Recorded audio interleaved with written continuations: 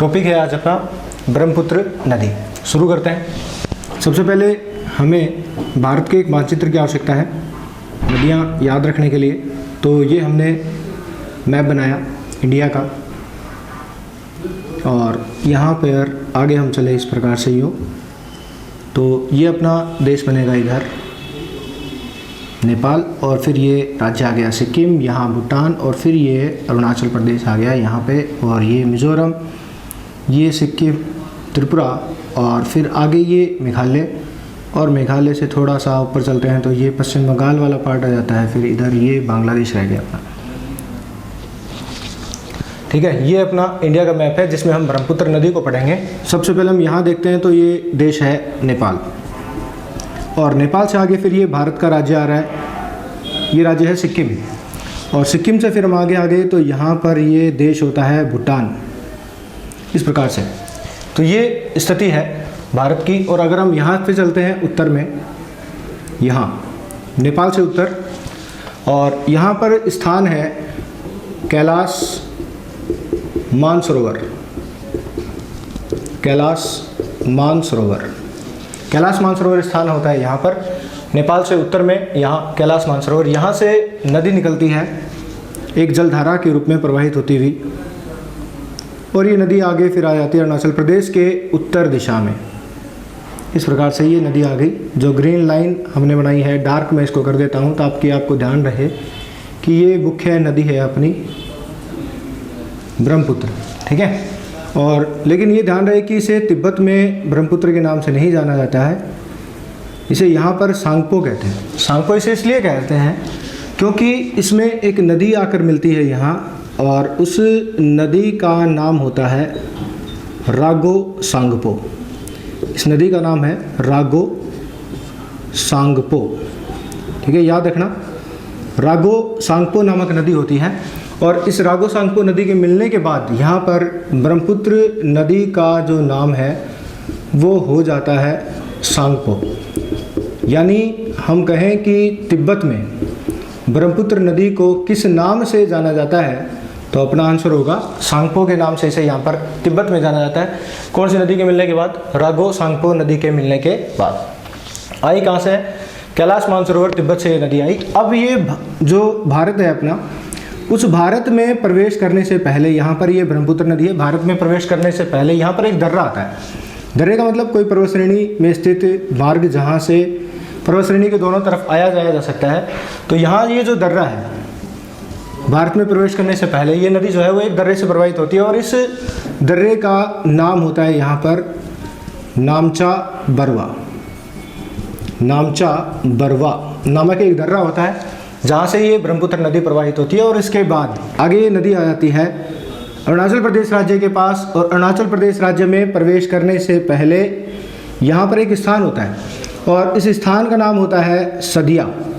सदिया जो स्थान है वो होता है अरुणाचल प्रदेश राज्य में, और अरुणाचल प्रदेश के सदिया नामक स्थान से ये नदी जो है वो प्रवेश करती है भारत में।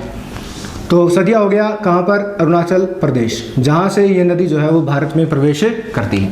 अब आगे ये नदी आ जाती है अरुणाचल प्रदेश में प्रवाहित होती हुई, फिर असम में चली गई, और असम के बाद मेघालय के उत्तर से, ये मेघालय राज्य है अपना, एम लिख दिया इसमें मेघालय।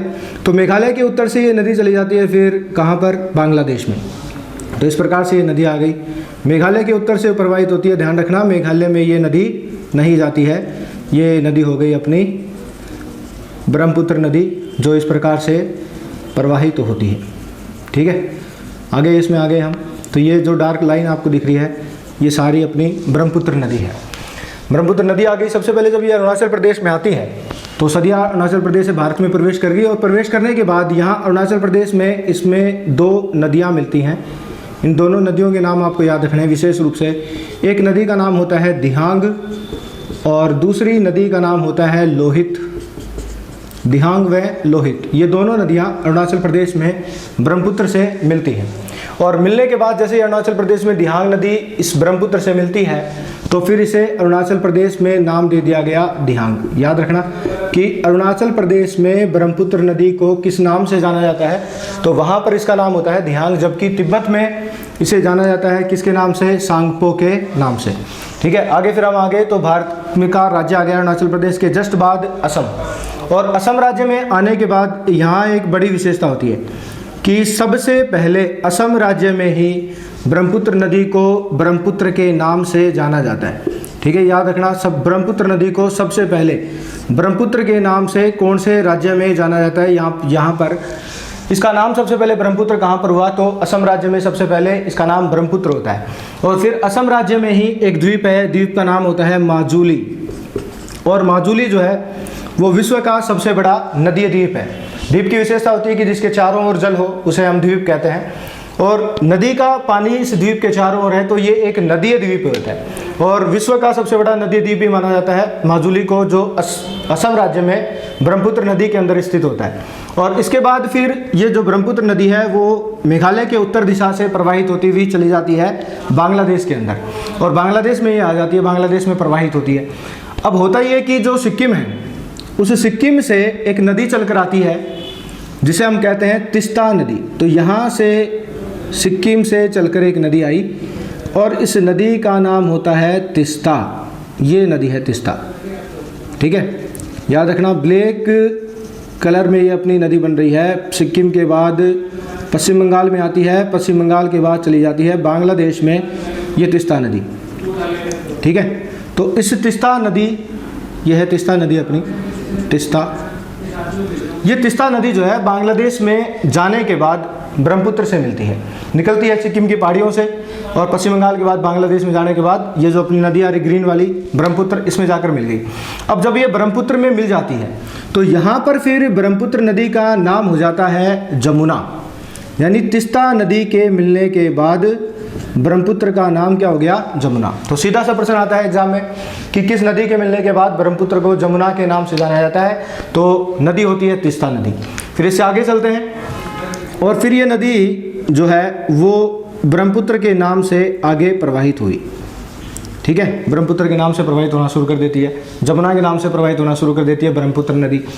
एक और यहाँ पे आपको याद रखना है, यहाँ पर पश्चिम बंगाल, ग्रीन लाइन में बना देता हूँ, यहाँ पर भूटान से एक नदी चलकर आती है, ये पश्चिम बंगाल और असम की सीमा है। मतलब इधर राज्य है अपना असम, और इधर ये जो राज्य है ये है वेस्ट बंगाल। ठीक है, याद रखना। और ये ग्रीन लाइन, ये भूटान से आने वाली एक नदी है, और इस नदी का नाम होता है संकोस नदी, जो बांग्लादेश में आने के बाद फिर ब्रह्मपुत्र से मिल जाती है। ठीक है, ध्यान रखो, ये जो है संकोस नदी होती है, संकोस नदी। ठीक है, संकोस नदी इसका नाम है। और संकोस नदी जो है वो यहाँ से आ गई, ये ब्लैक लाइन इस ग्रीन लाइन के चारों ओर बना देते हैं ये लोग, और फिर ये नदी आ गई यहाँ भूटान से चलकर कहाँ पर, बांग्लादेश में संकोस नदी आती है। और संकोस नदी आगे बांग्लादेश में आने के बाद मिल जाती है ब्रह्मपुत्र से, ये दक्षिण में अपनी ब्रह्मपुत्र नदी है यहाँ पे, ये सारी ब्रह्मपुत्र नदी। ठीक है, यहाँ आकर इसमें मिल जाती है। संकोस नदी का एक प्रश्न पूछा जाता है एग्जाम्स में कि संकोस जो नदी है, संकोस नदी, ये भारत के कौन से राज्यों की सीमा पर प्रवाहित होती है। तो भारत के दो राज्य हैं, एक वेस्ट बंगाल राज्य होता है पश्चिम बंगाल, और दूसरा राज्य होता है अपना असम। तो इन दोनों राज्यों की सीमा बनाते हुए नदी आती है संकोस नदी, जो भूटान से आती है और बांग्लादेश में जाने के बाद मिल जाती है किससे, ब्रह्मपुत्र से। ये संकोस नदी यहाँ से आई इस प्रकार से और इसमें आकर मिल गई। अब ये जमुना नदी आगे चल रही है।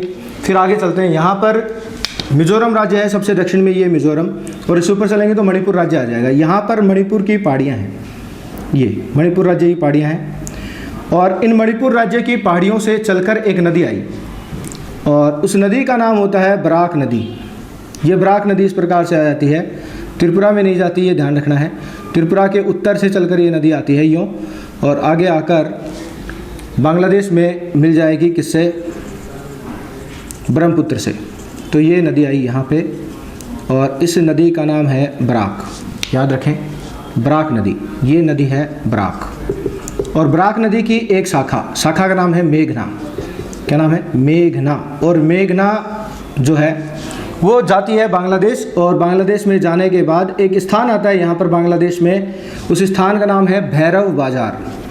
भैरव बाजार नामक स्थान पर जाने के बाद जो बराक नदी है उसकी शाखा होती है मेघना, वो जमुना से मिल जाती है, और फिर जमुना का नाम यहाँ पर होता है मेघना। और फिर ये मेघना के नाम से आगे प्रवाहित होती हुई चली जाती है कहाँ पर, बंगाल की खाड़ी में। नीचे हम यहाँ पे आ जाएंगे तो यहाँ आ जाएगा बंगाल खाड़ी, ठीक है। तो ये बंगाल खाड़ी में आ जाती है। अब इसका अगला प्रश्न ये आता है कि ब्रह्मपुत्र नदी बांग्लादेश में या बंगाल की खाड़ी से बांग्लादेश से निकलने के बाद उसका नाम क्या होता है, तो मेघना, और मेघना के नाम से ये चली जाती है कहाँ पर, बंगाल की खाड़ी में, ठीक है। यहाँ से एक नदी चलकर आती है इधर से, गंगा, उत्तराखंड से, और ये गंगा नदी आ जाती है इधर बांग्लादेश में प्रवाहित होती हुई लास्ट में। और गंगा नदी जो है वो पद्मा के नाम से, मतलब यहाँ पे तो इसका नाम गंगा है, और गंगा नदी बांग्लादेश में जाती है पद्मा के नाम से, किससे मिलेगी, जमुना से। तो ये याद रखना, ये गंगा नदी भी इस तरफ से आकर मिलती है, ठीक है।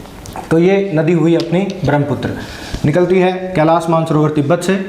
तिब्बत में रागो सांगपो नदी इसमें आकर मिलती है, जिसके मिलने के बाद तिब्बत में इसका नाम हो गया सांगपो। फिर नामचा बरवा नामक दर्रे से प्रवाहित हुई, यहाँ प्रवाहित होने के बाद ये चली जाती है सदिया नामक स्थान के पास, और सदिया स्थान जाने के बाद भारत में प्रवेश करती है अरुणाचल प्रदेश राज्य से।